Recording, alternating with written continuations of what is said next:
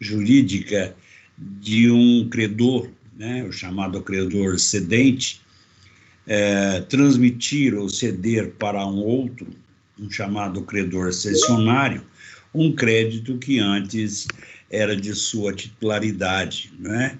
Ele tinha o direito em receber um certo montante, uma certa coisa, um certo crédito, e ele, então, a título gratuito ou oneroso, cede esse crédito a uma determinada pessoa. Normalmente, a cessão do crédito envolve coisa fungível, portanto, envolve moeda, envolve, portanto, valor, né?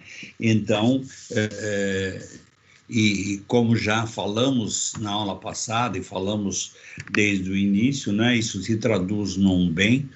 E existem, inclusive, pessoas que têm como atividade básica e específica exatamente o trato com este objeto, com esta coisa que é o crédito. Nós podemos citar, e todos os senhores conhecem, as chamadas casas bancárias, ou, se preferirem, as instituições bancárias, instituições financeiras, né? As factoring, e assim nós temos, então, um mercado que se alimenta, não é? que sobrevive, evidentemente, dos negócios relativos aos créditos, não é?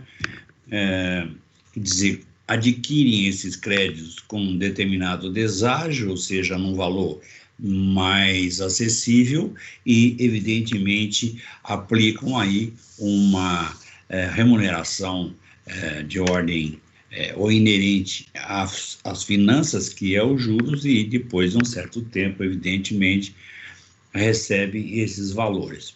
É claro, não é preciso fazer muito esforço para chegar à conclusão de que, como em toda atividade humana, existe um risco, e aqui também existe o risco de o cessionário, aquele que recebeu o crédito por cessão e muitas vezes pagou por isso, né? Foi uma cessão a título oneroso, não conseguir posteriormente receber o crédito por razões das mais diversas origens, não é? Não vamos entrar no mérito da discussão a respeito desse assunto, mas é claro e evidente que a atividade contempla um risco, razão pela qual aqueles que se dispõem a exercê-la o fazem com uma taxa, né, remuneratória muito maior, o famoso ágio, né, no sentido de compensar, digamos, no contexto geral, ou seja, na atividade final, no resultado final, eventuais tropeços, eventuais perdas e também situações em que não consegue, de nenhuma das formas possíveis e disponíveis para isto, receber aquilo que representa o seu crédito. No que diz respeito a este risco, ele é inerente e, obviamente, ele é próprio do negócio, ele integra o negócio para todos os efeitos de direito, os efeitos fáticos e jurídicos, faz parte. Esse risco é conhecido de todos aqueles que exercem a atividade voltada para este universo, que é o universo creditício, né? E nós temos várias atividades voltadas para esta finalidade negocial. Temos, no primeiro momento, os bancos, que todos os senhores conhecem, temos, digamos, entidades financeiras equiparadas a instituições bancárias, e nós temos também, evidentemente, aí algumas empresas mais recentes, né, autorizadas a funcionar, cuja atividade fundamental e exclusiva é exatamente a aquisição de recebíveis, né? Alguns fundos financeiros que exercem a atividade de adquirir, digamos assim, não é, estes créditos, e com isto fomentam, não é, fazem girar ou criam aquilo que nós conhecemos como financiamento do capital de giro, não é? Porque às vezes você ter o crédito não representa efetivamente não é, o equivalente em moeda circulante, quer dizer, você ainda vai ter que aguardar um tempo para que este valor venha até o seu patrimônio. E quando você negocia, digamos, esse crédito, quando você cede esse crédito, recebendo um certo valor por ele, então aqui é como se você tivesse antecipado o recebimento do valor constante, né, daquele negócio do qual você é credor. Ao que tudo indica, se eu não estiver enganado, nós paramos no artigo 294, quando tem o devedor a oportunidade, ao ser comunicado de que o credor originário cedeu o crédito e ele é comunicado pelo credor cessionário de que agora a ele deve ser pago, né, o débito, né? Então, o que nós encontramos aí? É neste momento que ele tem a oportunidade de, se tiver algo para se opor, se tiver algo para dizer em sentido contrário, se tiver alguma coisa a dizer, né, que ele diria ao credor originário, poderia dizer ao credor originário, evidentemente é neste momento que ele tem a oportunidade de dizer ao credor, digamos, ao credor cessionário, aquele que adquiriu o crédito, né? Então, se ele podia dizer ao credor cedente, agora ele pode dizer, neste momento em que é comunicado que houve a cessão, ele pode dizer, pode, então, mencionar ao credor cessionário. Diz, olha, você comprou o crédito, por exemplo, mas é preciso entender que você está adquirindo um crédito no valor de 10, só que, na verdade, ele só vaza em 5. Por quê? Porque, ao mesmo tempo que eu sou o devedor daquele credor cedente originário, portanto, o credor originário, de 10 mil reais, ele me deve, ele é devedor de 5, portanto, só devo a ele 5. Você está adquirindo um débito por 10, mas, na verdade, o débito só tem o valor de 5. Isso é um exemplo, já falamos desse assunto na aula passada, né? Muito bem. Uma questão que os senhores precisam ter em mente é que no que diz respeito ao trato das coisas que são abstratas, das coisas que não são concretas, das coisas que não têm corporificação, que não tem corpo certo, que não ocupam lugar fisicamente no espaço, como é o caso do crédito. O crédito é um direito, portanto, tem existência meramente intelectual. É preciso que nós entendamos o seguinte, não é? O fato, a razão de ser o crédito algo abstrato, não quer dizer, como podem alguns, né, ou poderia algumas pessoas terem a ideia falsa, de que seria, então, neste caso, por serem todas elas abstratas, por ser uma situação que não tem conformação física, que qualquer um poderia, né, digamos, poderia criar, digamos, ou gerar, ou fazer surgir um crédito, né, sem nenhum tipo de fundamento, sem nenhum amparo, sem aquilo que nós em direito chamamos de lastro, né? Então, seria, na verdade, um crédito totalmente sem lastro, porque ele não é verdadeiro, ele não está vinculado ou não estaria vinculado a nenhum acontecimento, a nenhum fundamento de ordem jurídica que justificasse a sua existência, né? Então, claro, diriam os senhores, isso acontece? Sim, acontece, né? É claro que acontece, né? Onde está o ser humano, onde está, na verdade, aí, os nossos semelhantes, né? A possibilidade da criação de algo fora do contexto é inerente, lamentavelmente é inerente. Todavia, né, existe, para a prática de todos os atos, como os senhores sabem, já tem ciência, existe uma responsabilização, né?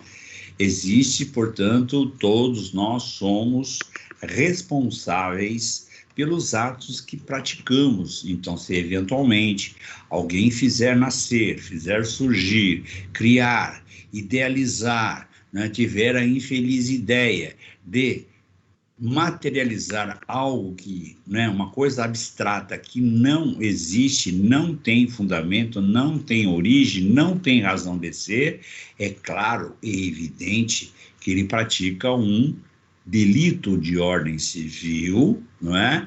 Que vai, evidentemente, penalizá-lo sob a ótica patrimonial e também um delito de ordem criminal, porque, evidentemente, a falsificação, né, de documento, quer seja ele público, quer seja ele privado, é um crime, é um delito, não é? Então, nesse caso, nós vamos ter dúplice penalização, penalização civil, que é monetária, que é patrimonial, e a penalização criminal, que é representada pela pena restritiva da liberdade, por um lado, e também, evidentemente, combinada com apenamento de ordem pecuniária. Então, aquilo que pode parecer atraente, ou pelo menos assim, muito simples num primeiro momento, não é simples como pode se perceber. Tanto é assim que o legislador, no artigo 295 da Lei Civil Comum, estabeleceu, né, um princípio, né, ele, na verdade, ratificou um princípio que é inerente a todos os negócios que envolvem o mundo ou o cenário jurídico, é que todos aqueles que dispõem de uma coisa, seja ela móvel, seja ela imóvel, seja ela abstrata, como é o caso do crédito, não é? Ele se responsabiliza pela natureza, ou pela licitude, ou pela origem absolutamente escorreita, certa e jurídica desta coisa. Então, se alguém cede para outro em um crédito, é claro e evidente que ele responde, né? Responde civilmente pela veracidade da relação creditícia, ou seja, que ele efetivamente seja credor de alguém, e obviamente para ser credor de alguém é preciso que, de fato, efetivamente exista um devedor, e existindo, portanto, um credor e um devedor, e existindo entre eles uma relação jurídica obrigacional envolvendo um objeto, é evidente que neste caso, então, haverá, digamos, um componente de ordem patrimonial. Então, em suma ou em síntese, todo credor cedente responde ao credor cessionário pela veracidade, pela origem, pela certeza, pela liquidez, ou seja, o montante daquilo que representa o crédito. Diriam os senhores, sempre, sempre. E se ele, porventura, ceder algo que não existe, ele responderá, não é, de forma direta pelo valor que auferiu, não é, além de responder, não é, por um crime de falso, não é, que nesta modalidade é um delito criminal, não é? Isso é, na verdade, aí uma conduta, né, tipificada na lei penal, né, isto é, estelionato, né, a idealização de título frio, né, de título sem lastro, de título sem razão de ser, de título não verídico, não certo e não líquido e não exigível em todas as suas características jurídicas fundamentais, implica em dizer que o idealizador, o mentor intelectual, aquele que idealizou esse tipo de ato falso, não é, e indutivo, né, que faz com que alguém seja induzido a ter prejuízo de ordem patrimonial, de ordem financeira, é evidentemente que ele responderá no aspecto civil pelo valor, né, pelo prejuízo ocasionado, não só o principal, como os acessórios também, porque evidentemente para que tudo isso exista, existem despesas, né?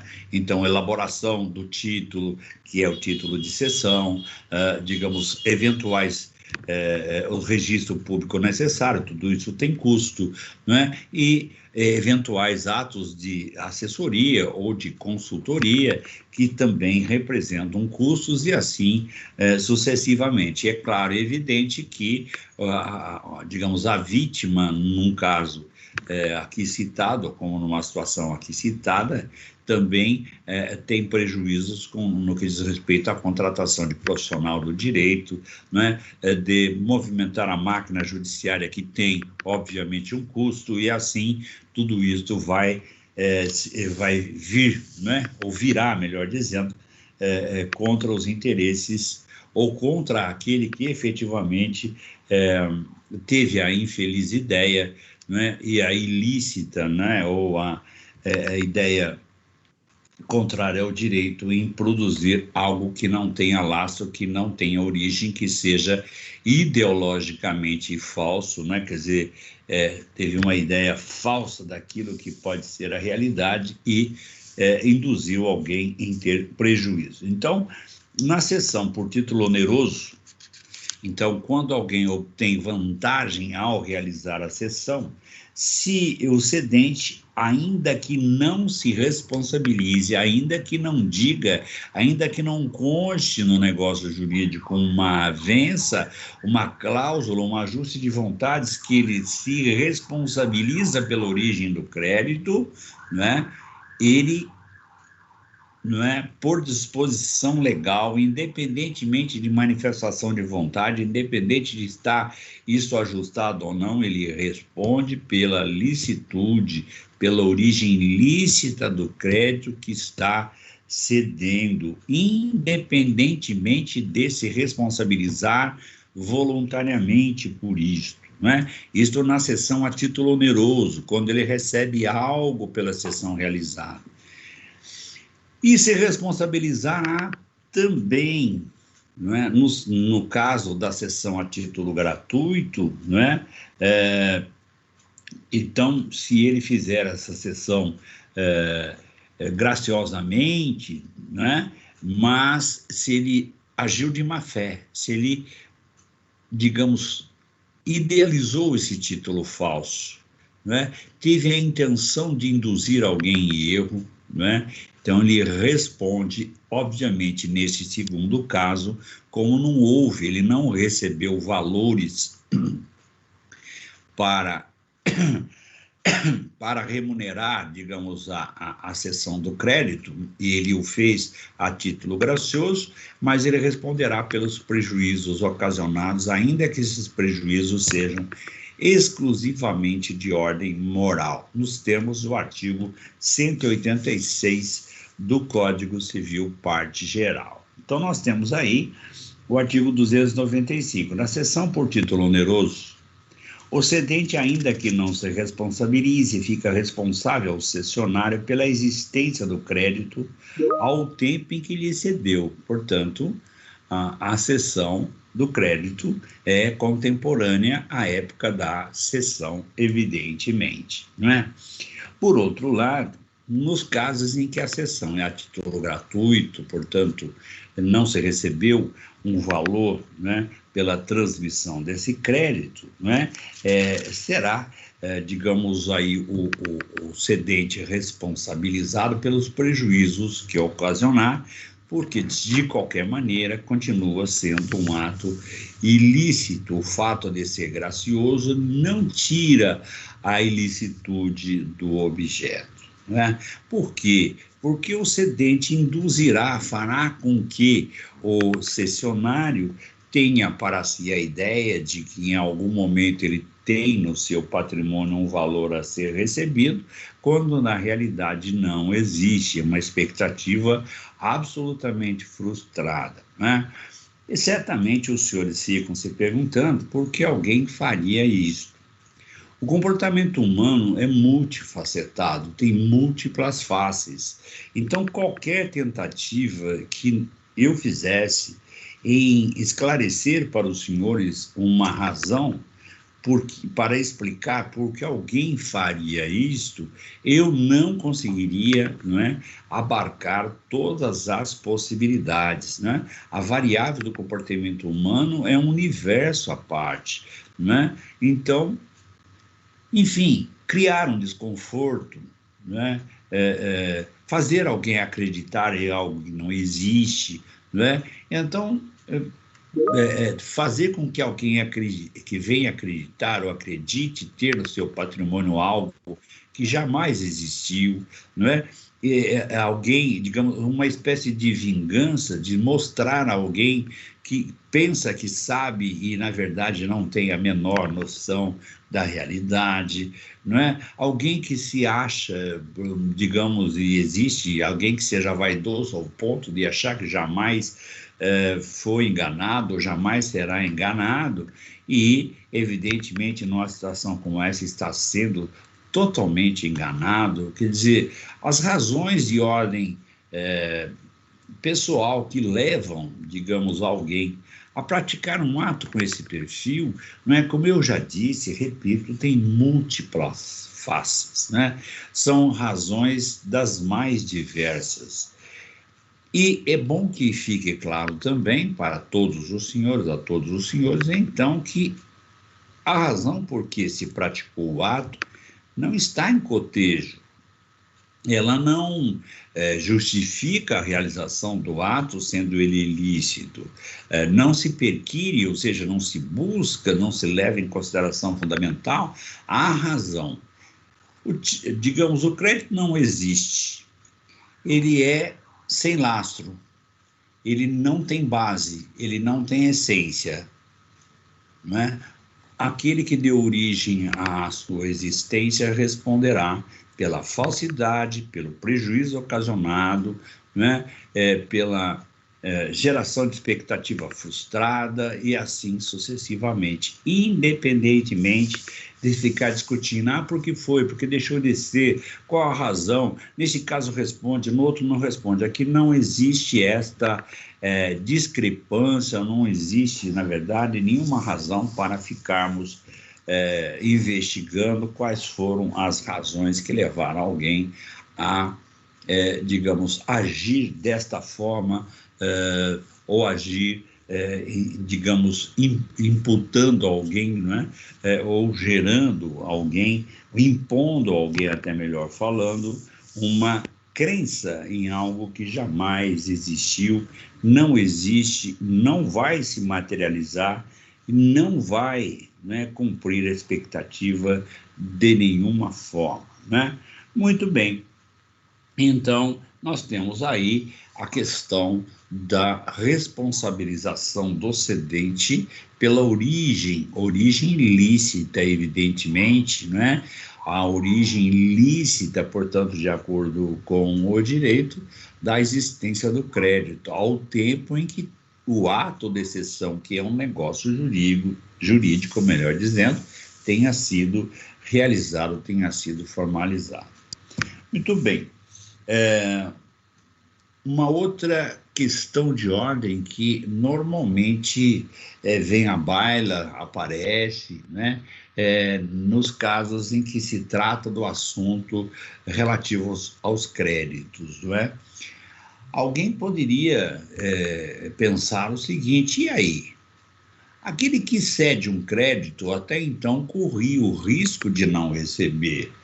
O estabelecer o crédito, conceder crédito a alguém, implica um risco, e o risco é conhecido, e não pode ser desconhecido de quem quer que seja. Quando eu concedo um crédito a alguém, eu posso, né?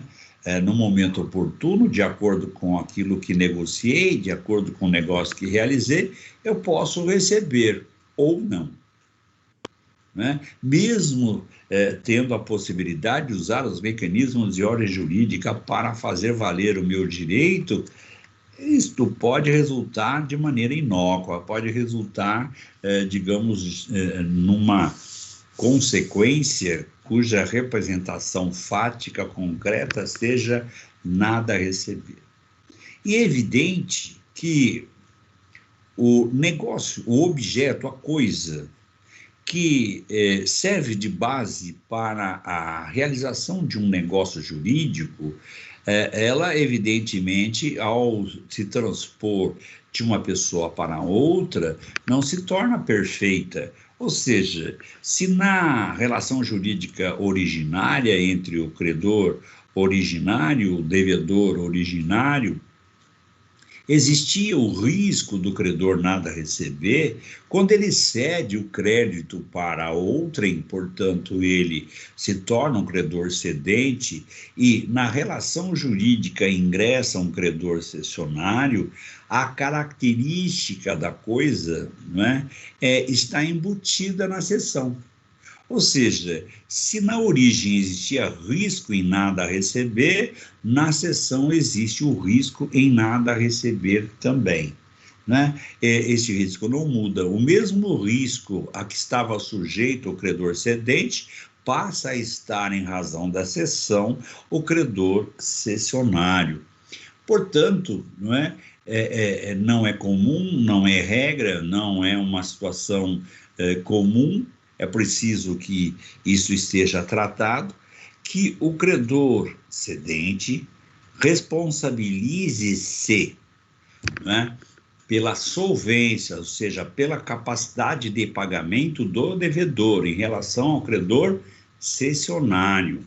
Isto não é lógico ou não é, digamos assim, próprio do negócio que nós possamos dizer em todos os casos de cessão, o cedente se responsabiliza genericamente pela solvência, pela capacidade de pagamento, pela capacidade de pagar do devedor.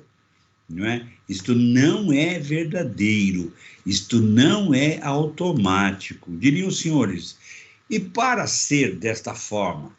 Para ser desta forma, é preciso que a cessão contemple esse ajuste de vontades, não é? Então, vou repetir, não é normal, não é comum, não é usual, não faz parte do negócio que o credor cedente, aquele que cede, né, responsabilize-se perante o credor cessionário, aquele que recebe o crédito por cessão, que o devedor daquele crédito, né, efetivamente tem, né, condições de pagar. Em outras palavras, que se o devedor não pagar, o credor cedente, né, reembolsará o credor agora cessionário. Isto não é automático, isso não é da essência, isso não é da característica desse negócio. Tomem cuidado com isso, não é? Para que isto seja efetivo, para que isto exista, para que isto digamos, seja tratado desta forma, seja entendido desta forma, é preciso que no título da cessão, ou seja, no contrato cujo objeto é a cessão do crédito, existe uma cláusula, existe uma disposição contratual na qual o credor cedente se responsabiliza, né, pela solvência do devedor e, obviamente, se o devedor não pagar, se o devedor não quitar, o cedente devolverá ao cessionário o valor que este lhe pagou, na cessão, obviamente, a título oneroso, mais as despesas contratuais, as despesas de registro, tá certo? Então, nós temos aí uma situação em que o credor cessionário, não é, está numa situação um pouco mais confortável, um pouco mais tranquila, porque ele tem, na verdade, aí dupla chance, não é, em receber o crédito. Ou ele receberá do devedor, e obviamente neste caso ele vai receber um valor maior do que aquele que pagou, porque ninguém vai adquirir aí por cessão um crédito, não é? Pagando por ele o mesmo valor, porque ainda vai sujeitar-se a risco, vai demorar um tempo para receber, então, neste caso, ele receberá sempre maior. Todavia, existindo a garantia do credor cedente, caso o credor cessionário não consiga receber do devedor, porque o devedor não tem condições de pagar, ou qualquer que seja a razão, então é claro, é evidente que neste caso, havendo esta cláusula, havendo esta garantia, não é? É evidente que o credor cessionário se voltará contra o credor cedente para dele receber aquilo que ele pagou devidamente atualizado, enfim, com os acréscimos que são decorrentes da lei, né? E, obviamente, este fato, esta circunstância não vai extinguir o débito, porque o devedor continua sendo o devedor, ele não pagou a dívida. E o credor originário, tendo de volta o crédito, poderá, então, se insurgir, se voltar contra o devedor, no sentido de receber aquilo que dele, né, tinha direito, e aí volta, evidentemente, a ter direito ao débito na sua integralidade. Ele devolve ao credor cessionário que dele recebeu, né, e volta a ser titular do crédito exatamente da maneira como ele foi tratado inicialmente, inclusive com um valor maior, com acessório maior e assim sucessivamente, né? Então, simplesmente o negócio cessão, ele acaba sendo resolvido, acaba sendo, portanto, resilido de comum acordo entre as partes ou por decisão judicial. Se for em comum acordo entre as partes, numa resilição bilateral, se houver interferência do Poder Judiciário, é uma rescisão do contrato de cessão e, obviamente, tudo voltará ao estado anterior em que as partes se encontravam antes desse negócio ter sido realizado, ter sido feito. Então, a base de tudo isto, a previsão legal desse tipo de atitude está no artigo 296. Salvo estipulação em contrário, o cedente não responde pela solvência do devedor. Então, é como se nós pudéssemos aí, digamos, alterar a redação da lei civil e pudéssemos, no lugar de ponto final aí, depois da palavra devedor, a gente pudesse, se nós pudéssemos colocar uma vírgula e dizendo, né, ou que ficaria da seguinte forma, ou a redação ficaria assim: então, salvo a estipulação em contrário, o cedente não responde pela solvência do devedor, né? E nós colocaremos vírgula, para que isto ocorra, necessário se faz que no contrato de exceção existe uma cláusula expressa, obviamente, um ajuste expresso tratando desta garantia ou tratando, então, desse tipo de garantia da solvência melhor dizendo, do credor cedente ao credor cessionário. E nós temos ainda no artigo 297 uma continuidade desse assunto, e está aí, os senhores podem acompanhar: o cedente, responsável ao cessionário pela solvência do devedor, não responde, aquilo que eu já falei aos senhores, não responde por mais do que daquele recebeu com os respectivos juros, mas tem de ressarcir as despesas da cessão e as que o cessionário houver feito com a cobrança. Então, tudo aquilo que além do valor que o cessionário lhe pagou, né, ou lhe deu em troca da cessão do crédito, as despesas inerentes a esse tipo de negócio jurídico também estão inseridas, estão incertas, e incertas aqui é com S, portanto, incerta no sentido de inserir, né, na resolução do contrato. Resolução que pode ser através da resilição bilateral, que é o famoso distrato, né? Pode ser feito, então, através da resilição unilateral, que acaba convergindo, né, para uma rescisão, porque a partir da comunicação de que o cedente faz ao cessionário, Se ele não acatar, se acatar, vira uma resilição bilateral, eles fazem um distrato. Se não acatar, então, será proposta uma medida judicial e a sentença substituirá, não é, a manifestação de vontade do réu, no caso aqui, o credor cedente, e nós teremos aí, então, uma rescisão, que é o termo correto para o desfazimento de um contrato via decisão ou tendo como base ou fundamento a sentença, né, a decisão judicial. Então, em síntese, o artigo 296 e 297 representam, portanto, a garantia prevista legalmente do cedente em relação ao cessionário. Dá para ver, então, ou é possível concluir, então, que não se pode ter uma ideia um tanto quanto infeliz, né, de se criar uma relação creditícia ou um crédito que não tenha laço, que não tenha origem, porque você vai responder, ou qualquer um responderia, ou qualquer um responderá pela sua integridade, existência fática e pela existência de ordem jurídica também.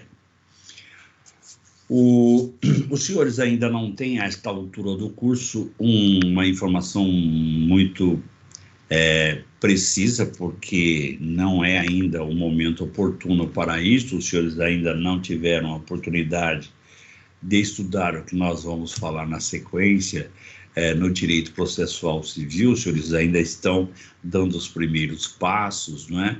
Então, é evidente que algumas citações, algum conteúdo que nós possamos mencionar aos senhores, temos de fazer essa ressalva, porque sabemos que ainda não tiveram oportunidade de ter esta informação.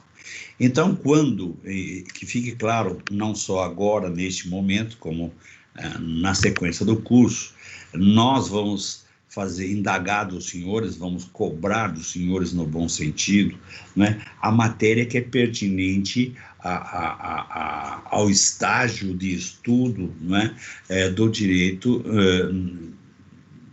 compatível, né, com o momento dos senhores. Então, nós não vamos cobrar dos senhores matéria que não é nossa, né?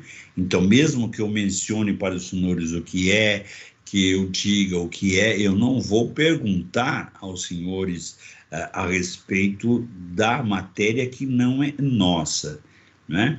Eu vou perguntar aos senhores a respeito da matéria que é nossa. Diria os senhores, mas para responder a pergunta aqui da matéria que é nossa, eu preciso conhecer uma outra matéria. Eu vou só mencionar a informação. Nós não vamos nos debruçar e estudarmos matéria que não é nossa, né? E eu não tenho a menor pretensão, né, nesse sentido, que façamos dessa forma, ainda que alguns, evidentemente, e aí a gente até compreende, tenham a vaidade, dizem, não, eu falo desse assunto, falo daquele, falo do outro também. Não é o nosso caso, não estou interessado nisto. O que eu quero é que os senhores tenham clara a situação do direito material, direito civil. E algumas citações do direito civil, ou várias citações do direito civil, do direito material, envolvem outras matérias. Quando envolver outras matérias, eu lhe dou uma ideia superficial só para que os senhores consigam entender o que eu pretendo com o direito material, e no momento oportuno os senhores então se encarregarão, ficarão então aí, se debruçarão sobre essa matéria que não nos pertence. Todavia, eu não posso, não tem como, mesmo que eu pretendesse, não é o caso também, né, simplesmente dar uma volta e deixar isso para trás e não esclarecer com os senhores. Então, eu vou, de repente, em algum momento, e agora vou fazê-lo, já vou fazer exatamente nesse momento, eu vou citar aos senhores situações ou questões jurídicas que não são da nossa matéria. O que os senhores deverão se preocupar com o que é nossa matéria, né? As informações adicionais não fazem parte do programa, não serão objeto de cobrança, mas A relação de direito material, sim. Então, é bom que nós tenhamos a informação, guardemos a informação, porque na hora que se perguntar sobre a relação de direito material, nós temos ou teremos condições de responder, mesmo que para isso nós tenhamos de usar a informação de outro ramo do direito, que, muito embora seja compatível com o direito civil, não é direito material civil. Muito bem. E, meus senhores, bom, e ao que se refere efetivamente tudo isso? Pois bem, diz o artigo 298, vou ler primeiro, depois nós vamos tratar do conteúdo dele.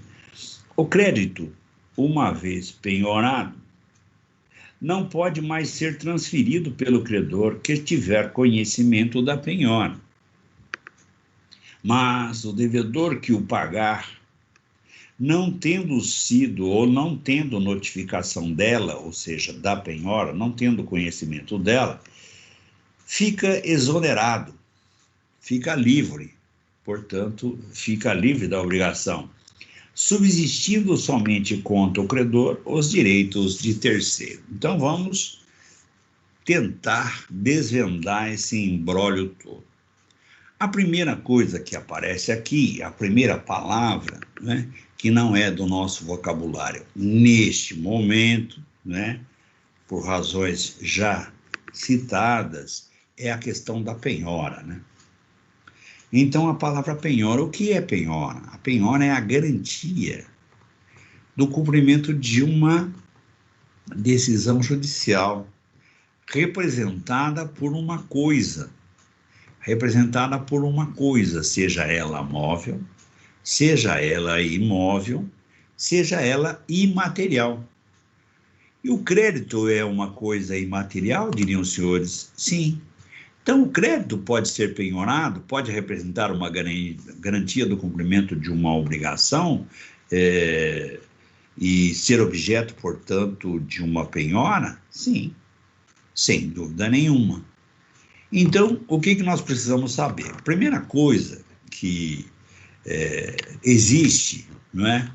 A primeira coisa que, melhor dizendo, deva ser elucidada, né, ao estudarmos esse artigo, né, é que a palavra penhora, que é uma garantia de ordem processual, portanto, penhora, né, ela é objeto das relações jurídicas processuais, do direito processual civil, não é do direito civil. Não existe penhora na lei civil. Existe, não é, na lei civil, uma palavra que normalmente as pessoas confundem, não é, com penhora, que é o penhor. Penhor é direito civil, é direito material. Penhor é uma garantia do cumprimento de uma obrigação de ordem civil, direito material. Penhora é direito processual. Então, fora do direito processual não tem penhora. Penhora só, não é, na esfera processual civil, só no direito processual civil.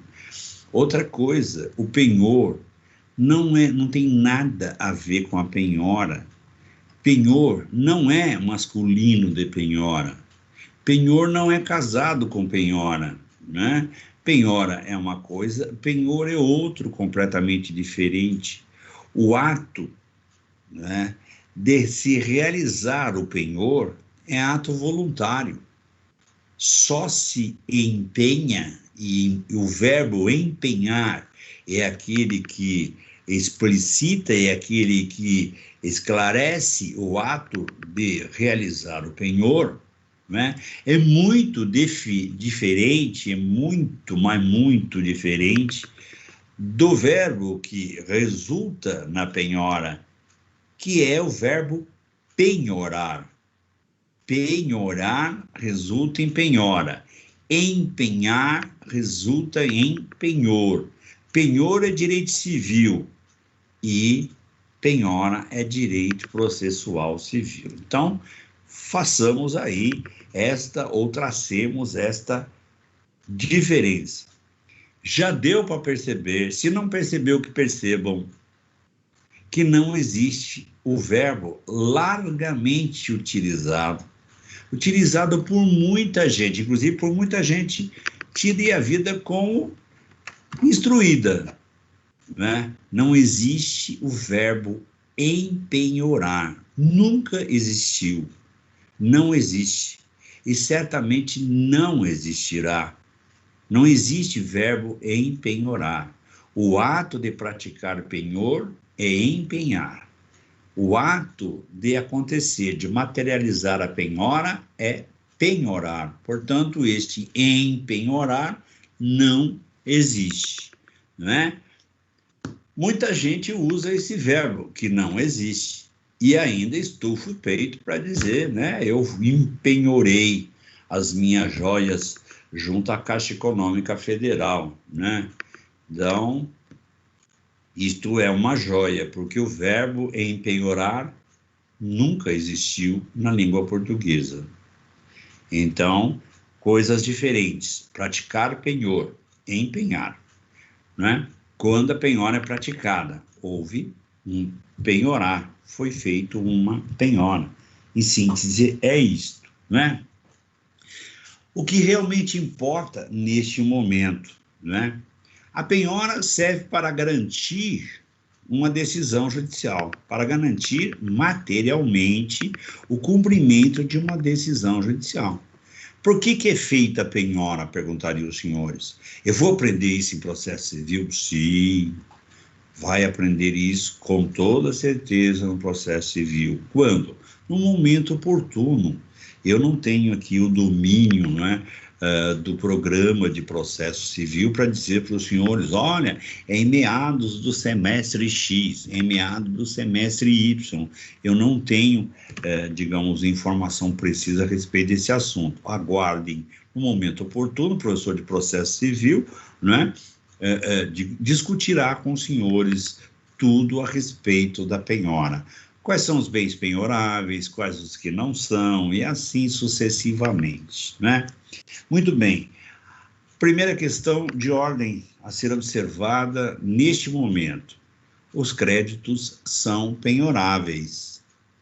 Todo e qualquer crédito é penhorável? Em tese, sim. Não vamos entrar aqui no mérito daqueles que não são, as razões que levam a não ser, porque isso é matéria, como eu já disse, de direito processual e não de direito material, ok? Então, em tese, os créditos são penhoráveis, só não são objeto de penhora e não podem ser os créditos personalíssimos, né?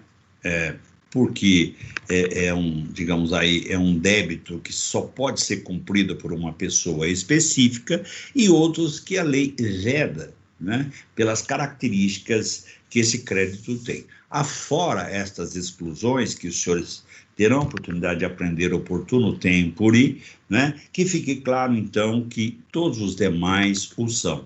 Então, é possível que amanhã ou depois, alguém, por exemplo, seja acionado por outrem, porque não cumpriu uma obrigação, qualquer que seja ela, né? E, digamos, e ele continua insistindo em não pagar. Esse devedor é um devedor contumaz, é aqueles que resistem bravamente, né, ao ato de pagar. Então, o credor, em algum momento, vai ter que tomar uma posição drástica, dizer, o que eu vou fazer? Este sujeito não me paga, a decisão judicial é para que ele o faça e ele não o faz, então eu vou ter que lançar mão de uma espécie de coerção em relação a ele, né? Eu não posso coagi-lo, então vou exercer sobre ele uma coerção. Então vou fazer o seguinte, vou apreender um bem que integra o patrimônio dele, um crédito, por exemplo, vou realizar a penhora, né? Aí o que acontece? Esse crédito será pago, né? Digamos, numa conta à disposição do juiz, onde transcorre essa discussão judicial, e eu vou paulatinamente, né? Ou vou receber aquilo que é meu por via oblíqua, por via transversa, né? Ou seja, por um outro caminho. Já que ele não quis me pagar de maneira direta, vai me pagar de maneira indireta. Diriam os senhores, mas como é que a gente entende isso? Então vamos lá. Todos os senhores sabem, e não é preciso fazer muito esforço, porque esse exemplo é do cotidiano mesmo, né? Um exemplo simplório. Todo mundo sabe que quem tem um imóvel é obrigado a pagar IPTU. Todo mundo conhece isso, né? Então, o imposto sobre a propriedade territorial urbana é obrigação de todo aquele que detém sobre imóvel situado, digamos, no município, ele é obrigado a pagar IPTU. Se ele não paga o IPTU, surge para a municipalidade, para a prefeitura municipal, né, da cidade onde o imóvel detido por ele, ou titulado por ele, ou sobre o qual ele exerce direitos de proprietário, né, surge para, então, o município o direito de cobrar o valor correspondente ao IPTU. A isso se dá o nome, tecnicamente, processualmente, de execução fiscal, ou seja, uma medida judicial destinada a receber um crédito tributário. Ok. E aí, então, ele é citado, ele é, portanto, comunicado que contra ele foi proposta uma execução fiscal, que ele tem um prazo, digamos, previsto na lei processual para pagar o débito, sob pena de ser-lhes penhorados tantos bens quanto bastem para garantir, né, aquele débito que o devedor não se dispôs a pagar de maneira voluntária ou de acordo com a origem da obrigação. E vamos imaginar que ele já tem lá uns 3 ou 4 anos de IPTU atrasado, dá um certo montante, e aí o credor tributário, que é a municipalidade, diz, bom, ele não paga, ele foi comunicado, não pagou, então vamos requerer ao juízo que determine a penhora de bens. E aí, então, o credor pode escolher dentre um rol, ou seja, um conjunto, né, de citações que a lei processual faz, e naquele rol ele poderá, então, optar, escolher um dos bens que integra o patrimônio do devedor, um devedor inadimplente neste caso, ou seja, que não cumpriu a sua obrigação, para, então, realizar a penhora. E, neste caso, vem lá o credor tributário e diz, olha, se eu realizar a penhora sobre o imóvel, né, o imóvel tem um valor muito maior do que a dívida tributária, né? Então, eu vou ter que arcar com avaliação, eu vou ter que publicar edital de leilão, vai a leilão, pode não haver arrematante e, de repente, eu não consigo receber o que efetivamente é meu por direito. O oficial de justiça certificou que no imóvel mora um fulano de tal, que não é o devedor, e este fulano de tal, que atendeu o senhor oficial de justiça, declinou e informou que ele é locatário no imóvel, né? Que ele é inquilino. Ora, inquilino paga aluguel. Inquilino paga ao proprietário todo mês, conforme o trato locatício, um valor, seja ele qual for, né, de acordo com a relação ex-locato, de acordo com a relação locatícia. Então, o credor tributário fala, quer saber de uma coisa? Ao invés de penhorar o imóvel, eu vou penhorar os aluguéis. Eu vou penhorar o crédito do devedor tributário relativo aos aluguéis, até o montante próprio da dívida. Então, o devedor locatário deverá ser intimado, deverá ser comunicado para realizar o pagamento não mais ao locador, ao proprietário do imóvel, mas sim realizá-lo numa conta judicial à disposição do juízo da execução fiscal até que se complete o montante devido. Portanto, a partir deste momento, o locador não poderá mais dispor desse crédito. Esse crédito, ao ser penhorado, né, ele fica fora do comércio, ou seja, fica reservado, ele não pode ser objeto de cessão, ele não pode ser cedido a absolutamente mais ninguém, até porque o devedor, né, digamos, numa ação que tem o seu crédito penhorado ou que tem um crédito seu penhorado será intimado a não abrir mão deste crédito, não é? E da mesma forma que o devedor, né, ficará cientificado a não mais pagar ao credor originário dele. Então, nós temos aí um crédito objeto de penhora, né?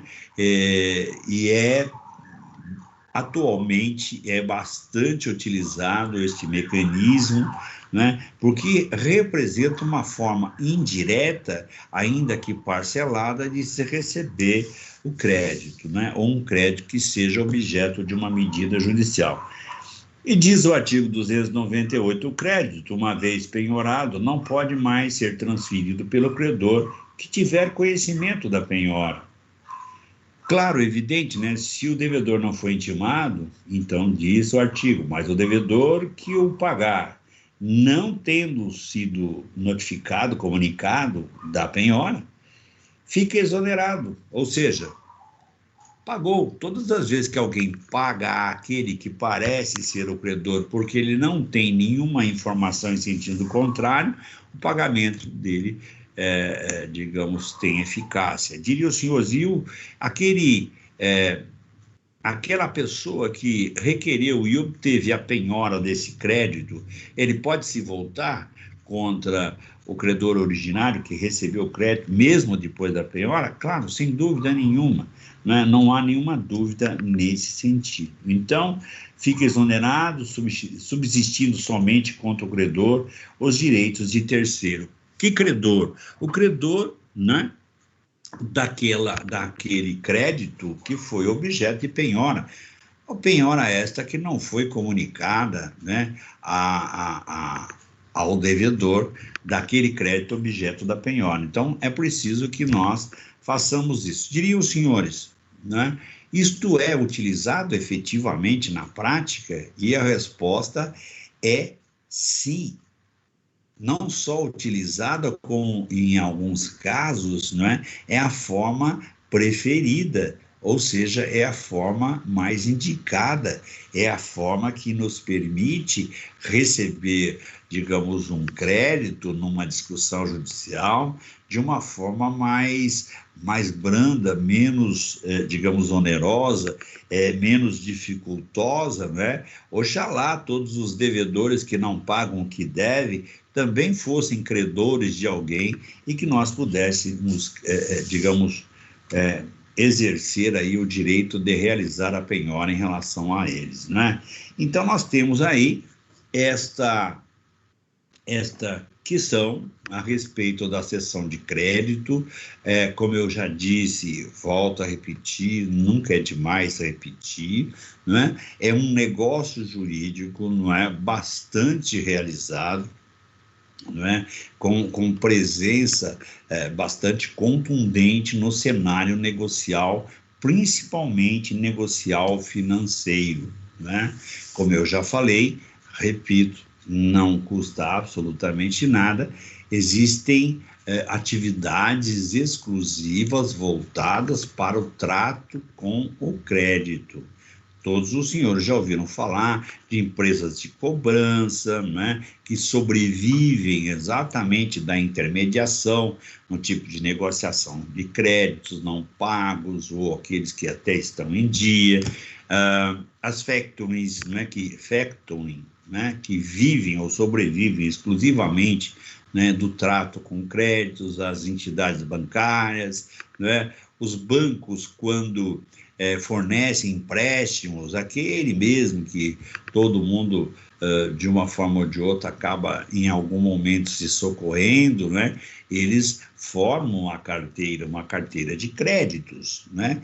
E muitas das vezes, em determinados momentos, eles fazem negócios entre eles, né? Às vezes o banco resolve, de alguma forma, digamos aí, desenvolver um pouco mais a sua questão creditícia e acaba adquirindo carteiras, né, ou recebendo ou adquirindo por cessão créditos de outras instituições financeiras ou de factoring, ou, enfim, de particulares, tem, enfim, de uma série de negócios que envolvem um cenário, uma ramificação negocial bastante contundente e presente no nosso cotidiano. E não é preciso fazer muito esforço para chegarmos à conclusão de que a partir, ou pelo menos contabilizado de 2020 para esta data e ainda um pouco mais para adiante, não é? Este mercado creditício cresce sobremaneira em todos os aspectos, a parte com a questão de liquidez, ou seja, depois que pagam, outros que não pagam, e assim sucessivamente. Por quê? Porque a crise financeira aumenta, né? Há uma escassez de capital, né? E os senhores sabem que nessa pandemia, grande parte daqueles que geram riqueza se encontram inoperantes, impossibilitados, inclusive, de exercer a sua atividade.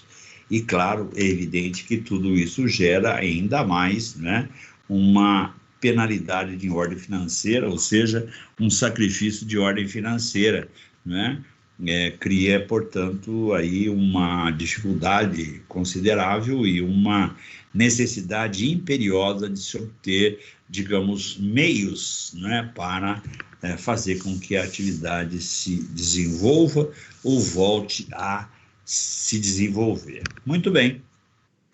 Na sequência, vamos tratar de um assunto que sempre foi polêmico, continua sendo polêmico, e todas as vezes que ele é mencionado, né, alguém salta da cadeira, diz, não, eu não acredito que isso exista, né? Mas existe. Como eu já falei aos senhores, e eu repito, o direito apresenta algumas facetas que faz com que nós questionemos, né, a possibilidade de existir ou não. Então, tem coisas em direito que parecem ser e não são, e tem coisas em direito que parecem não ser e são, né? Quer dizer, representa uma certa contrariedade se comparado ou se analisado de acordo com as normas, né? As normas do conhecimento comum. Então, o direito é uma ciência à parte, uma área do conhecimento humano com características próprias, então apresenta facetas que lhe são próprias, né? E nós vamos falar da assunção da dívida, né?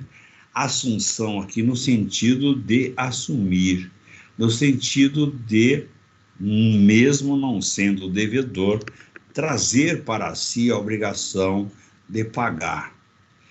E aqui reside, né, nesta afirmação reside a primeira grande dúvida, porque todo mundo pensa de acordo com o usual, né?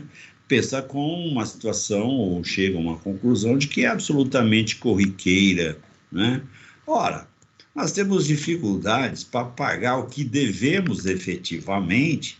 Por que nós assumiríamos uma dívida que originariamente não é nossa, né? Não me parece razoável que alguém faça isto. Não parece aceitável que isso possa existir. E aí eu sinto desiludir os senhores, né? Eu sinto contrariá-los. Existe sim.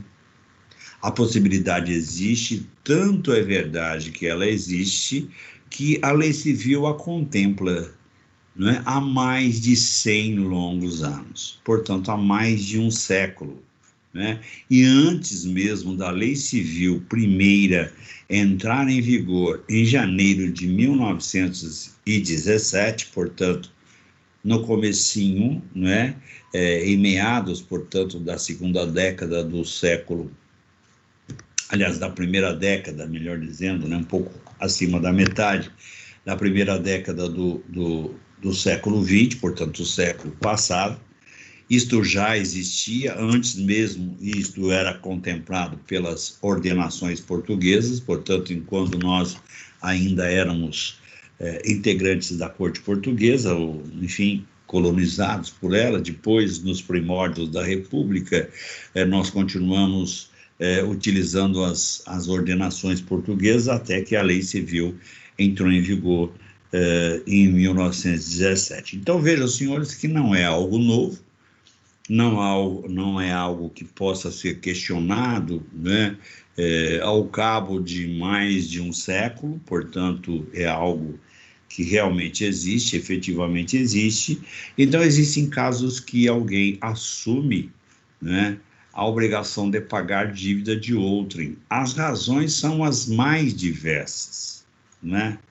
Por incrível que pareça, né, aquilo que num primeiro momento, né, soa absolutamente estranho, né, parecendo inexistir ou não ter razão para existir, né, logo na sequência fica claro que existem sim, e tem mais, as razões que levam à assunção ou assumir determinada posição têm inúmeras facetas também, inúmeras razões para existir, né? Muito bem. Então, o que fez a lei civil? A lei civil faculta, permite, concede a um terceiro, né, assumir a obrigação do devedor, com o consentimento expresso do credor. Então, já deu para perceber que só é possível assumir a obrigação de alguém se o credor consentir, se o credor anuir, se o credor aceitar. Se o credor não aceitar, não é possível. Então, é facultado ao terceiro assumir a obrigação do devedor com o consentimento expresso do credor, ficando exonerado, portanto, ficando livre o devedor primitivo, salvo-se aquele, né, ao tempo da assunção era insolvente e o credor o ignorava. Então, vamos fazer aqui uma introdução a respeito desse assunto. Em primeiro lugar, terceiro, aparece a palavra terceiro, né? Nós temos uma certa resistência e uma certa dificuldade, isso é absolutamente comum, né? Em termos essa ideia de terceiro assim de maneira clara, não é? A grande maioria das pessoas mencionam ou utilizam uma expressão para indicar terceiro que não existe, ou se for utilizada é inapropriada. Tem gente que diz, não, eles são segundos, né? Segundos é uma expressão que em direito não combina com a realidade. Por quê? Para praticar um ato ou negócio jurídico são precisos, né, são necessários, melhor dizendo, duas pessoas. E a partir de dois, eu não tenho né, outros dois, eu tenho um terceiro, um quarto, um quinto, um sexto, um sétimo e assim sucessivamente, não é? Então, a expressão terceiros, ela em direito representa, né, a postura jurídica de todos aqueles que não participaram da relação jurídica originária. Então, a relação jurídica originária tem uma parte, outra parte, e todos os demais dali para frente são terceiros. Então, vamos guardar a expressão terceiros aí, porque ela explicita essa situação daquelas pessoas que não participaram do estabelecimento, do surgimento da relação jurídica originária, né? Então, é facultado a terceiro. Quem é esse terceiro, então? Qualquer pessoa que não tenha participado da relação jurídica originária. Então, o A estabeleceu com o B uma relação, uma obrigação, um crédito, né? A estabeleceu com o B uma relação creditícia. C, D, E, F, G, H e assim por diante, todos são terceiros. Em suma, A é um sujeito, B é outro sujeito, fazem parte da sociedade brasileira. Todas as demais 230 milhões ou 36 milhões de brasileiros, né, tirando os dois que participaram da relação jurídica originária, todos os demais são terceiros, porque não participaram da tratativa inaugural. Então, é um sujeito qualquer qualquer sujeito que queira pagar a dívida de outro. Diz assim, mas qual a razão? Razão de ordem familiar, razão de ordem, né, benemérita, né? Ele quer fazer um agrado, quer ajudar alguém a assumir a dívida, né? Ele pode assumir desde que o credor consinta, né? Uma razão negocial,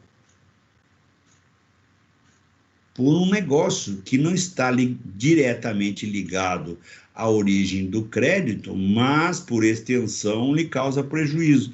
Assim, então, me dê exemplo. Então, vamos lá. Um irmão resolve assumir a dívida do seu irmão para ajudá-lo. Ele está numa situação difícil, ele tem condições, resolveu ajudá-lo. Solidariedade pura, né? E em razão de serem irmãos, nós temos aqui uma razão de ordem familiar, né? Ou seja, em tese, tudo que eu estou falando aqui é em tese, né? Os integrantes de um mesmo grupo familiar, em tese, são entre si reciprocamente solidários, né? Nós sabemos que isto é muito bonito, mas funciona 100% no porta-retrato. Mas, né, existem aquelas situações que fogem à regra, né, ou fogem àquilo que nós garantimos que não existe, não é? A questão da casa financiada, doutor, é uma outra faceta dessa história, e aí não é a assunção da dívida de maneira direta, mas sim uma cessão do débito, né? E aí tem uma característica mais abrangente, porque aquele que recebe o bom, recebe o ruim que está atrelado ao bom. Então, quando alguém adquirir uma casa já financiada, como o senhor menciona aqui, né, na verdade, ele recebe o bom, que é a casa, que é o bônus, né, e junto vem o ônus. Se a casa tiver ou representar uma dívida, então, evidentemente, que aí, em tese, tudo isso é em tese, porque aí depende de se analisar uma legislação específica, dependendo do tipo, da origem do financiamento, aqui mencionado, é que nós vamos saber se há uma assunção direta, ou se é uma assunção indireta, ou se a assunção da dívida é só em relação àquele que cedeu o imóvel financiado, ou se é também em relação ao credor. Isso depende de uma série de circunstâncias ou uma série de estudos a respeito dessa situação. Então, nós estamos aqui, voltando ao assunto, então, um irmão, por exemplo, deve no cartão de crédito, pelo dinheiro lá, está enrolado, por exemplo, né? E o outro irmão vai lá e assume, diz, não, eu vou pagar aqui o seu, né? Diz para ele, pode deixar aqui o cartão de crédito, eu vou pagar, vão lá no credor, vão acertar isso, eu não tenho condições de pagar à vista, vou pagar parcelado, o credor aceitou, e então o que acontece? Aquele devedor originário está excluído, né? Está exonerado, e o novo, e aquele terceiro que assumiu, né, a obrigação de pagar, será então, dali para diante, o novo devedor. Será então aquele que efetivamente assumiu a obrigação de pagar, né? A razão que os senhores estão aí se perguntando, qual a razão? Eles são irmãos e resolveram fazer isso, tá? No caso aqui citado pelo colega a respeito da casa financiada, é claro que a assunção nesse caso, ou a tentativa de assunção, que às vezes não é possível assumir, né, de maneira direta perante o credor, exatamente a questão da casa financiada, normalmente o credor não fica sabendo que a casa foi cedida, porque as pessoas fazem um contrato que só vale entre elas, o chamado contrato de gaveta, né? Então só vale entre elas, ou seja, o credor fica na ignorância sempre. Mas vamos pegar uma outra situação, né? Vamos imaginar, e os senhores ficam se perguntando sempre por que alguém pagaria a dívida de outro. E vamos imaginar uma situação com o seguinte perfil. A e B são sócios de uma empresa. Essa empresa presta serviços, por exemplo, a entidades públicas, a município, aí a prefeitura, o estado, enfim, qualquer coisa nesse sentido. Para se qualificar como pretendente a um contrato de obra pública, é preciso que as empresas apresentem, não é, um espelho do score, né?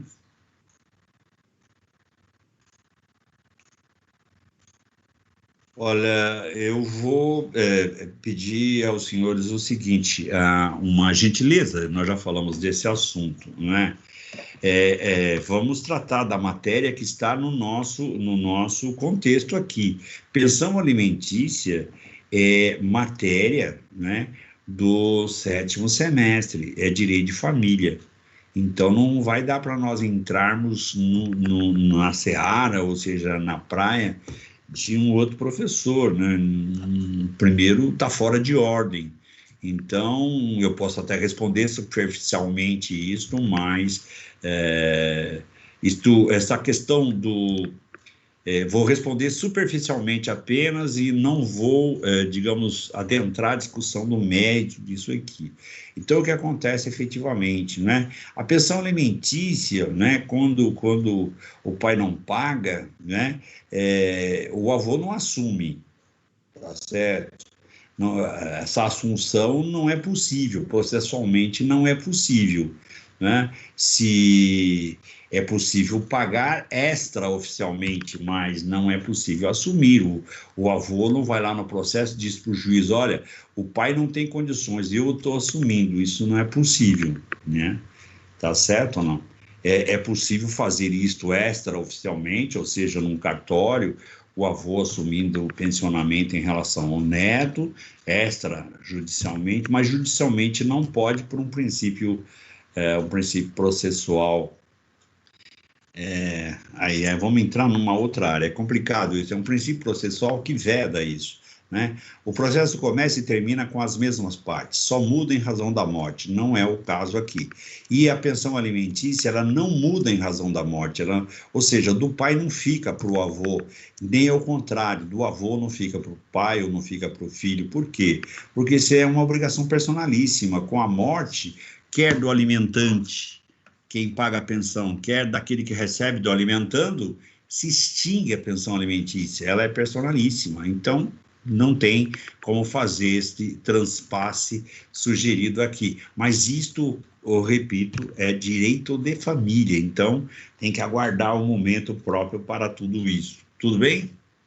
E, na verdade, para arrematar, já que a informação foi dada superficialmente, mais uma questão superficial.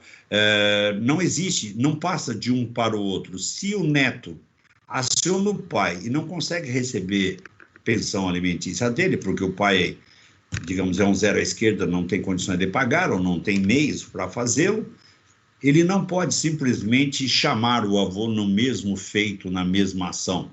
Isso é matéria de direito processual, mas ele não pode fazê-lo. Ele tem que desistir da ação contra o pai, juntar, digamos, as provas de que do pai ele não consegue receber e promover uma ação contra o avô. Ou o avô se dispõe a pagar voluntariamente, ou então ele consegue uma decisão judicial que obrigue o avô. Não sei se pude esclarecer, ainda que superficialmente, essa questão, e vamos tratar então do nosso exemplo, vamos concluir. Então, aquela empresa lá que presta serviços ao Estado e está no momento de apresentar as suas características, né, os seus títulos, as informações, para obter um contrato poupudo, interessante, né? E um dos requisitos é a apresentação do score, né? Do score, melhor dizendo, da empresa, da pessoa jurídica, ou seja, que ela não deve nada a ninguém, que ela não tem ação contra ela, que está tudo em ordem, que, enfim, que ela tem patrimônio suficiente para garantir a realização da obra e vai por aí afora, né? E depois vem a exigência dos sócios. Então, os sócios não podem ser devedores, não podem ter ação contra si, não podem ter títulos em aberto sem pagamento e assim sucessivamente. Então, vem a informação da empresa, tudo a contento. Vem a informação de um sócio, tudo em ordem. vem a informação do outro sócio. Tudo enrolado. Deve aqui, deve ali, deve acolá, tem ação, tem isso, tem aquilo, tem aquele outro. Aí um dos sócios diz, olha, com esse perfil, nós não vamos conseguir contratar de jeito nenhum. Vamos fazer o seguinte, vamos resolver esse impasse aqui internamente. Eu vou assumir todas as suas dívidas em relação aos seus credores, tá certo ou não? E aí nós vamos conseguir, evidentemente, provar que tudo que você deve está solucionado ou está em andamento para a solução, né? Diriam os senhores, qual é o interesse desse sócio em fazer isso? Olha, interesse de natureza empresarial. Ele quer, na verdade, participar daquele contrato e da maneira como o sócio se apresenta em termos de verificação de crédito se torna impossível, mas a partir do momento em que ele assume que tem condições, o credor concorda, ele obtém lá documentação nesse sentido, ele consegue fazer o quê?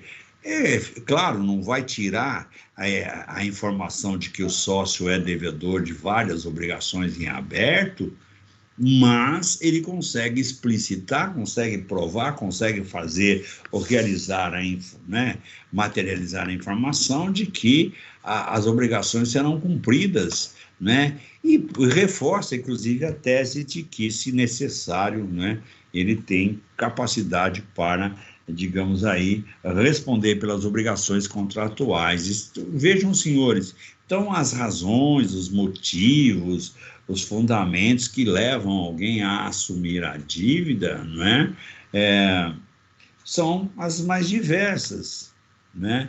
Inclusive, existe uma situação em que a assunção da dívida, né, por alguém que não é exatamente o integrante próprio da obrigação originária, mas é um garantidor, o fiador, por exemplo. O fiador que vê lá o devedor se debatendo, não conseguindo pagar a dívida, ora, se o devedor não paga a dívida, adivinha quem vai ser obrigado a pagar posteriormente e num valor mais elevado? O próprio fiador. O fiador vai lá e diz, não, pode deixar que eu pago aqui, depois nós discutimos entre nós como é que a coisa vai ficar. É a assunção de dívida do mesmo jeito, não é? E então nós temos aí, não é, situações em que aparentemente não haveria, né, a possibilidade de se afirmar que alguém iria assumir a dívida de outrem, e ela ocorre. E diria os senhores, e como é que ela deve ocorrer? Deve ocorrer nos termos do artigo 299. E existe, na sequência, no parágrafo único, não é, ainda um outro reforço a respeito do que o 299 prescreve. À medida que no parágrafo único nós temos ou encontramos o seguinte: qualquer das partes, né, pode assinar prazo ao credor para que consinta na assunção da dívida, interpretando-se o seu silêncio como recusa, né? Então, vamos esclarecer aqui essa hipótese, né? Então, vamos imaginar, alguém é o devedor e alguém, né, é o interessado em fazer a assunção, por qualquer que seja a razão. Falam o credor simplesmente não dá ouvidos, os dois podem se juntar, né? Podem comunicar ao credor que um deles assumirá a dívida, o outro já é o devedor, então alguém tem interesse em assumir a dívida, não é? E o que vai acontecer? O credor terá um prazo para dizer se aceita ou não aceita, certo? Se ele, porventura, não responder naquele prazo, né, não existe o princípio ou a aplicação do princípio de quem cala consente. Neste caso, né, a própria lei está dizendo que o silêncio não é interpretado como aceitação, sim como recusa. E, pasme os senhores, é possível propor contra o credor que não respondeu à comunicação da assunção da dívida uma medida judicial fazendo com que ele possa vir a aceitar. Até isto é possível. Então, vejam, senhores, que realmente é uma situação possível, plausível, né? Uma questão, utilizando a pergunta feita pelo colega a respeito da casa financiada, então, vou responder mais uma vez a respeito da casa financiada, é o seguinte, a casa financiada, né, existe no contrato originário do famoso financiamento, e aqui não vamos entrar, né, também nessa seara, porque o financiamento pode ser através da fidúcia, pode ser através da hipoteca. Então, o que acontece, na verdade? Uma casa que foi dada em garantia do cumprimento de uma obrigação, então é um atrelamento, é um negócio jurídico complexo, na verdade, né? Você tem um mútuo e, ao mesmo tempo, você tem uma relação obrigacional e você tem uma garantia. Então, quando alguém adquire uma casa financiada, tem uma cláusula nesse contrato de financiamento, quer seja hipoteca, quer seja fidúcia, que impede, que proíbe, né, o devedor originário de ceder, transferir ou por qualquer forma dispor do imóvel objeto da garantia, sem a concordância expressa do credor. Então, não tem nada a ver com a assunção da dívida, tem a ver com o negócio originário. Então, o que acontece normalmente? O devedor originário, né, repassa, digamos, a obrigação de pagar para uma outra pessoa, mas somente entre eles, e por isso eles fazem um contrato e que resolveu-se, digamos, apelidar, né, alcunhar de contrato de gaveta. Por que o contrato é de gaveta? Porque ele fica apenas entre o devedor originário e aquele que assumiu a obrigação de pagar. Só que esse que assumiu a obrigação de pagar não assumiu só a obrigação de pagar. Ele, na verdade, está perseguindo também o direito em ter a coisa como sua. E isto só será possível ao cabo do cumprimento da obrigação, porque a garantia não pode se esvaziar. Por isso o contrato vira um contrato escondido bem lá no fundo da gaveta, e às vezes vale e às vezes é questionável a sua validade, mas não é este o momento para questionarmos todo o perfil desse contrato. Então, fica aí as informações apenas no sentido en passant ou superficial. Muito bem. Artigo 300, salvo sentimento expresso do devedor primitivo. Então, aliás, perdão, deixa eu voltar aqui, rebobinar a fita aqui. No artigo 299, na parte final, salvo se aquele ao tempo da assunção era insolvente e o credor o ignorava, né?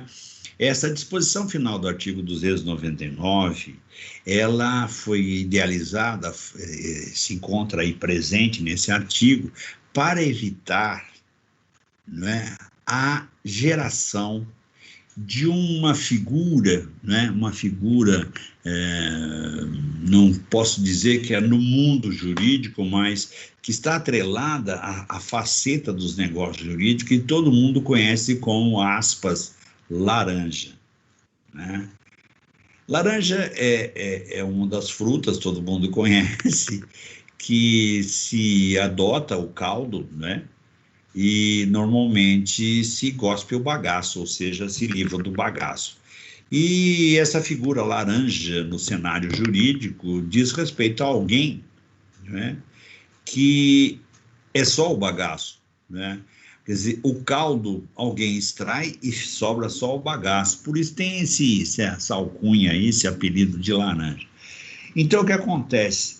Essa disposição final do artigo 299 é para evitar o mais que possível que alguém chegue, digamos, para um sujeito qualquer que não tem eira nem beira, não tem nem emprego, não tem patrimônio, não tem nada. Ele chega lá para o sujeito e fala um negócio seguinte: vem cá que você vai assumir uma dívida do qual eu sou devedor, você não tem capacidade de pagar mesmo. O sujeito, quando chegar no final, ele não vai receber, porque você não tem patrimônio nenhum para responder por isso, então você vai ficar no meu lugar. Quer dizer, eu não vou pagar dívida, você também não vai, e o credor lá que se vire, né? Então, essa parte final do 299 foi exatamente para evitar que isso viesse a ocorrer. Então, diz, se ao tempo da assunção, ou seja, o tempo que alguém assumiu essa dívida, né, Ele era insolvente, ele não tinha condições de pagar, ele não tinha patrimônio para responder, ele não tinha nada para pagar. E o credor ignorava esta informação. Foi feita uma maquiagem e tal, e aí então se criou a figura, ou poder-se-ia, melhor dizendo, criar a figura do laranja. Então essa parte final do artigo 299 é exatamente para tentar, isso não quer dizer que é 100% garantido que não haverá, mas de tentar o mais que possível evitar que isto possa ocorrer. Diriam os senhores, bom, se amanhã depois se descobrir que houve aí a criação de um laranja, não há problema no que diz respeito à discussão a respeito da dívida. A dívida volta à sua característica originária.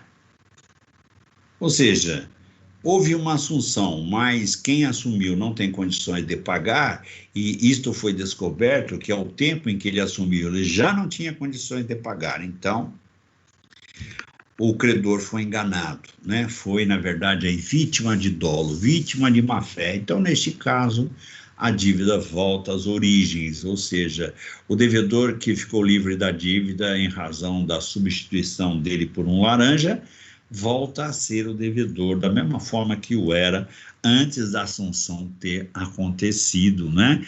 Porque uma das finalidades, né, da invalidação de um negócio jurídico é fazer com que ele assuma a sua forma jurídica originária, né? A anulação faz com que tudo volte ao status quo ante, volta à situação em que tudo se encontrava antes do defeito vir a se materializar. Muito bem, artigo 300, salvo assentimento expresso do devedor primitivo, consideram-se extintas a partir da assunção da dívida as garantias especiais por ele originariamente dadas ao credor. Bom, aqui nós precisamos estabelecer um critério para entendermos o alcance desse artigo, à medida que os senhores todos aprenderam e ouviram inúmeras vezes, né, que em direito, ressalvadas as exceções, onde vai o principal, junto vai o acessório. Em outras palavras, o acessório segue sempre os destinos da coisa principal, ressalvadas as 3 exceções que os senhores tiveram a oportunidade de aprender. A pintura em relação à tela, a escultura em relação ao material utilizado na sua confecção e a escritura em relação à ideia originariamente materializada por seu intermédio. A não ser nesses 3 casos em que são elas exceções à regra, a regra geral é que onde vai o principal, junto vai o acessório, né? E aqui, quando nós falamos de assunção da dívida, estamos falando da assunção do principal, que é a dívida em si, e junto com ela, né, vão junto, então, as garantias. As garantias são coisas acessórias, né? Então, você tem, por exemplo, um contrato de locação. No contrato de locação tem um fiador. O fiador é um devedor acessório, né? Porque ele representa uma garantia, tá certo ou não? Então, aqui também isto ocorre. Salvo assentimento, o que é assentimento? É consentimento, aceitação, concordância expressa do devedor primitivo, originário, portanto, consideram-se extintas, a partir da assunção da dívida, as garantias especiais por ele originariamente dadas ao credor. Diria o senhor, de como é que isso se mantém? Simples. O credor diz, eu aceito que você assuma a dívida, mas as garantias que estão atreladas às dívidas, eu quero ratificação, eu quero confirmação. Então, o que acontece efetivamente, né? A dívida agora vai ter um outro devedor, mas as garantias originárias serão as mesmas, né? Se tinha um fiador, o fiador vem, ratifica, concorda com isso. Se a garantia era representada por uma coisa, e esta coisa, né, é do próprio devedor originário, ele concorda e mantém. Diz o artigo que ele pode concordar. Esta coisa é de uma outra pessoa, então convoca-se essa outra pessoa e diz, olha, ele é o devedor dessa obrigação e eu agora estou assumindo, né? E o credor colocou como condição, coloca como condição de que esta garantia prevaleça. Diriam os senhores, mas isso interessa para nós? Claro, interessa quando nós estamos cuidando dos interesses do credor, e interessa também quando nós estivermos cuidando do interesse do devedor primitivo e daquele que tende ou tenciona ou tem a intenção de assumir, né, a obrigação de pagar a dívida. Então, nós temos aí o artigo 300, né, com esta redação já mencionada. Muito bem, são 21 horas e 14 minutos. Aliás, são 21 horas e 10 minutos, está na hora do intervalo. Vamos tomar a água e um café e voltamos para o segundo